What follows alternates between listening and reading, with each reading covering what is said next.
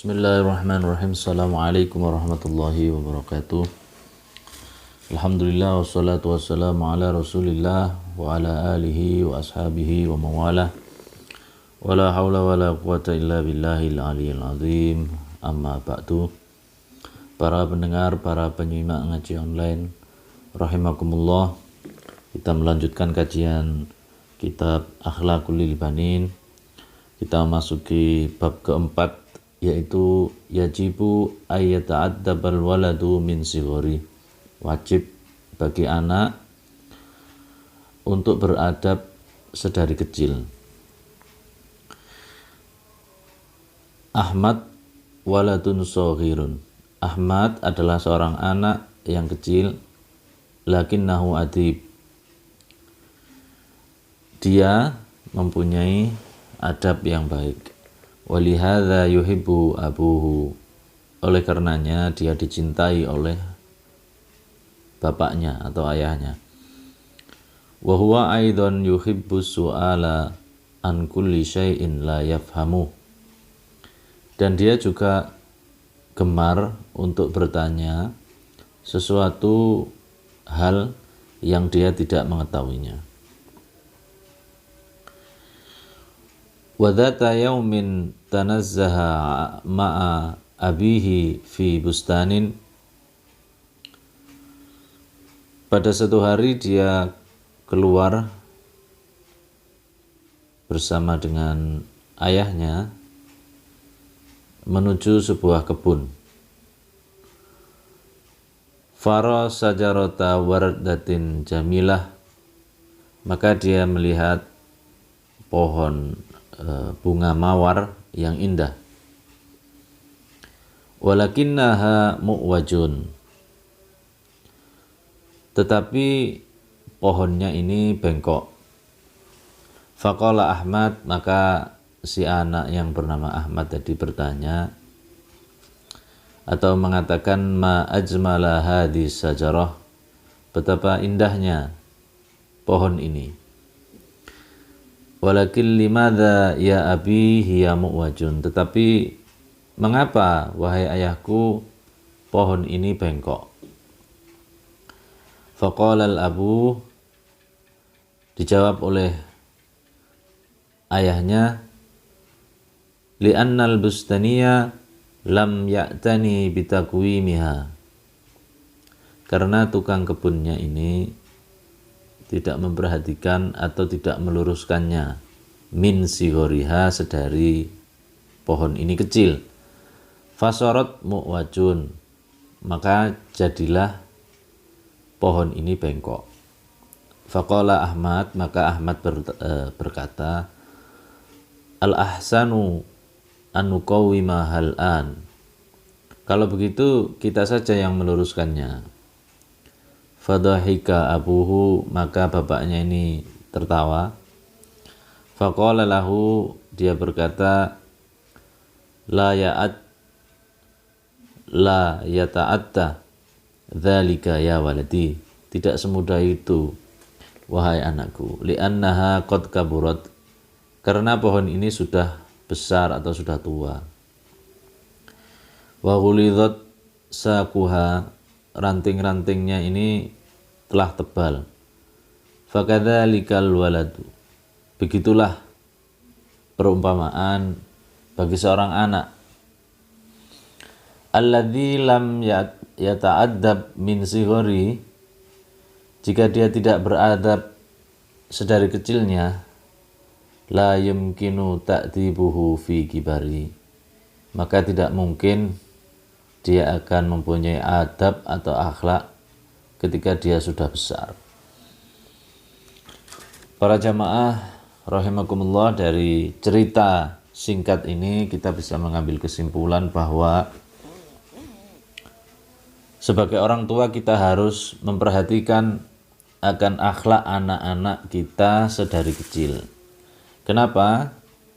Karena ketika akhlak ini kita bangun sedari kecil, maka ketika besar kita harapkan anak ini akan mempunyai akhlak yang baik. Seorang anak yang ketika kita memperbaikinya ketika sudah besar, maka ini akan sulit sekali. Diibaratkan seperti pohon mawar tadi itu yang bengkok. Kita mau meluruskannya itu akan sangat susah karena pohonnya ini sudah keras, sudah besar, dan sudah tua. Tetapi kalau akhlak ini kita didik, kita bina sedari anak itu kecil, maka kita bisa meluruskannya kalau akhlak anak ini tidak baik atau bengkok. Demikian juga kita harus membiasakan hal-hal yang baik sedari kecil. Seorang anak itu harus dilatih untuk melakukan kebiasaan-kebiasaan yang baik, tata cara yang baik, sopan santun yang baik. Oleh karenanya pantas Rasulullah Shallallahu Alaihi Wasallam mengatakan dalam satu hadisnya, sebagai orang tua kita disuruh untuk mendidik anaknya sholat. Kalau umur 10 tahun anak kita tidak mau sholat, maka kita disuruh untuk memukul anak itu. Tetapi memukul di sini adalah untuk mendidik, bukan untuk mengasari atau untuk menyakiti. Begitu juga ketika seseorang anak itu tidak terbiasa melakukan hal-hal yang baik, maka ketika besar dia juga cenderung tidak melakukan hal itu.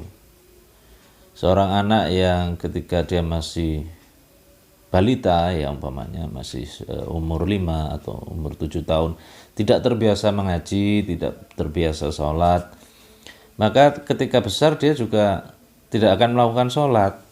Dia juga tidak suka dengan hal-hal yang berkaitan dengan ngaji, dengan ilmu, bermajelis taklim, dan lain sebagainya. Anak yang mempunyai sopan santun sedari kecil, yang sudah dididik oleh orang tuanya, ketika dewasa dia juga akan terbawa. Ya, karena ingatan seorang anak ini sangat kuat dan sangat melekat sekali. Oleh karenanya menanamkan hal-hal yang baik ini sangat penting sedari kecil. Salah satu contohnya saja diri saya sendiri. Itu ketika kecil dulu mempunyai satu memori, yaitu sering mengaji waktu sore, waktu maghrib sampai isya bersama teman-teman di masjid atau di musola. Itu dengan riang gembira, kemudian dengan ya sebagaimana khasnya anak kecil gitu ya, main-main, kemudian setelah ngaji guyon-guyon, bahkan main petak umpet, main gelut-gelutan, ya perang-perangan gitu ya. Dengan memori-memori yang indah waktu kecil itu, dengan kenakalan-kenakalan anak kecil yang waktu dulu, ini ketika dewasa ya itu memori itu selalu terkenang. Nah, ketika anak itu mempunyai memori ingatan tentang suatu romantisme di masa lalu yang indah, kemudian juga ada nilai kebaikan, ada nilai ilmu di situ, maka ketika dewasa dia akan teringat dengan memori itu dan akhirnya dia akan terbawa oleh memori atau ingatan itu, sehingga dia akan melakukan perbuatan-perbuatan itu lagi. Sehingga ketika dia sudah dewasa, kemudian dia misalnya tidak ngaji lagi, tidak ke masjid lagi, atau tidak ke musola lagi, memori itulah yang akan mengulang atau mengingatkan dia untuk flashback. Oh, saya jadi ingat masa lalu. Sekarang saya umpamanya dia tidak sholat gitu ya, jarang ke masjid, jarang ngaji. Nah, karena dia mempunyai memori masa lalu, akhirnya dia timbul rasa kangen, rasa rindu kepada memori masa lalu, sehingga ketika dia dewasa dia mempunyai kerentek hati untuk misalkan ngaji lagi, baca Quran lagi, untuk datang ke majelis taklim lagi, dia akan datang ke masjid lagi, dia akan berjamaah lagi di musola. Jadi seperti itu.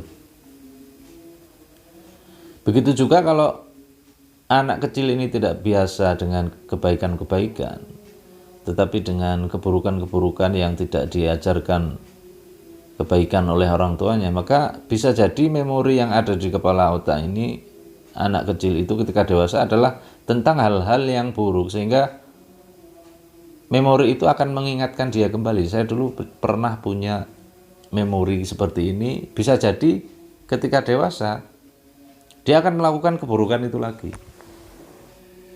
karena alam bawah sadar dari manusia ini sangat kuat sekali pengaruhnya. Oleh karenanya, sekali lagi ini sangat penting untuk membiasakan hal-hal yang baik kepada seorang anak.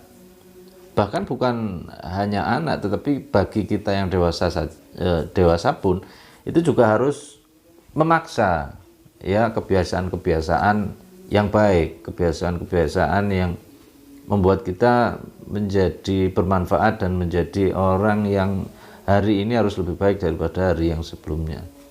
Hari esok harus lebih baik daripada hari yang sekarang. Karena segala sesuatu itu karena kebiasaan. Bisa itu karena terbiasa. Ya, orang itu memang sama Allah di sisi lain diberi namanya talent atau bakat tertentu ya di bidang tertentu. Tetapi Allah juga memberikan peluang bagi orang yang tidak memiliki bakat tertentu untuk mempunyai yang namanya keterampilan. Nah, keterampilan atau skill ini didapat karena kebiasaan. Nah, kebiasaan inilah yang akan membentuk karakter bagi kita. Nah, dengan kebiasaan-kebiasaan yang baik ini diharapkan bagi anak-anak kita, juga bagi kita yang sudah dewasa ini, diharapkan mempunyai satu akhlak yang baik, ya, kebiasaan yang baik, yang pada ujungnya adalah mudah-mudahan kita diberikan oleh Allah kesempatan untuk bisa berbuat manfaat kepada sesama kita, kepada alam, juga kepada masyarakat pada umumnya. Nah, demikian sahabat-sahabat sekalian, tema ngaji kita kali ini. Mudah-mudahan ngaji kita yang singkat ini bisa memberikan poin-poin penting dalam perjalanan hidup kita. Terima kasih. Mohon maaf. Assalamualaikum warahmatullahi wabarakatuh.